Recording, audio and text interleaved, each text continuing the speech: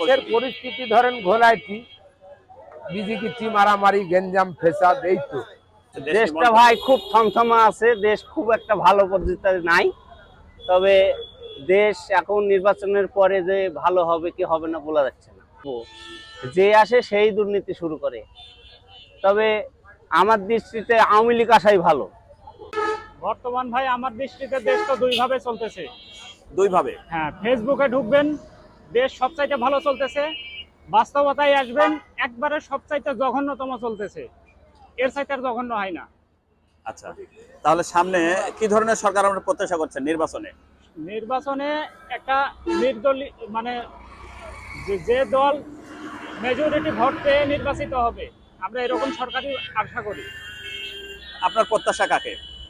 আমার প্রত্যাশা ভাই, আমার প্রত্যাশা দিয়ে তো দেশ চলবে না। তবে দেশের মানুষ যাকে ভোট দিবে, ভালোবেসে ভোট দিবে, এরকম একটা সরকার দেশে আসবে এটাই প্রত্যাশা করি এবং আশা করি যে ভবিষ্যতে দেশটা আরো ভালো চলবে। সরকার আমার মতে ভাই যেটি ছিল ওটি থাকলেই ভালো হতো। আপনার দেখছেন মানে জিনিসপাতির যে দামের ঊর্ধ্বমূল্য আছে, তাতে যা জিনিসের দাম বাড়তেছে, তাতে সরকার আটকাটাই ভালো ছিল। সরকার আগেরটাই ভালো ছিল। হ্যাঁ, সব জিনিসের দাম বাড়া দিছে। ছাত্ররা যা বলছে তাই, আওয়ামী লীগের লোকের তো আর কোনো কথা নাই। খালি খাই দেয় ফুর্তি করছে ছাত্ররা, তাই না? সামনে কি ধরনের তাহলে সরকার চাচ্ছেন আপনি? প্রত্যাশা আমরা তো আবার আওয়ামী লীগ সরকার চাচ্ছি, না হলে তো দেশ ঠান্ডা হবে না। দেশ তো ঠান্ডা হওয়ার একটাই রাস্তা, সেটা আবার আওয়ামী লীগ সরকারের দরকার। তাহলে এই দেশ তো ঠান্ডা, একটা সামান জিনিসপাতির দাম বেশি, একটা জিনিস খাওয়ার বুদ্ধি নাই। কি করবো আমরা এই দেশে? এই গরিব মূর্খার কি করে চলবো?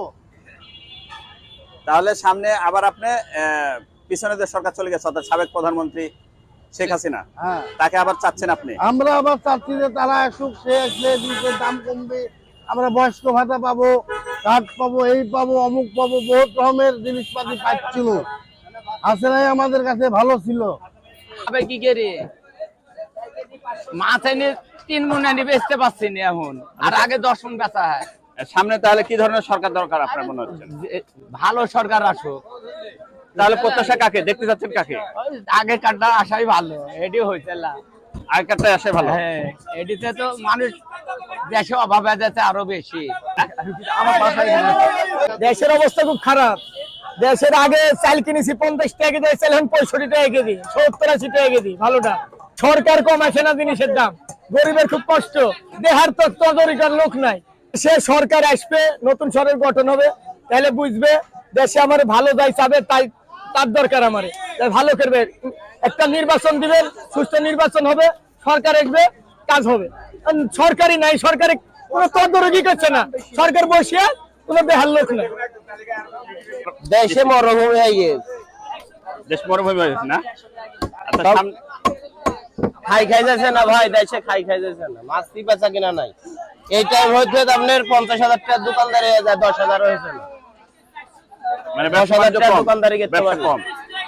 সামনে কি ধরনের সরকার চাচ্ছেন এই দেশটাকে নিয়ন্ত্রণ রাখার জন্য? দেশটাকে নিয়ন্ত্রণ কোনোদিন আর হবে না, দেশে শেষ কেজি। আমার নলেজে তো মিলছে না, যার হবে।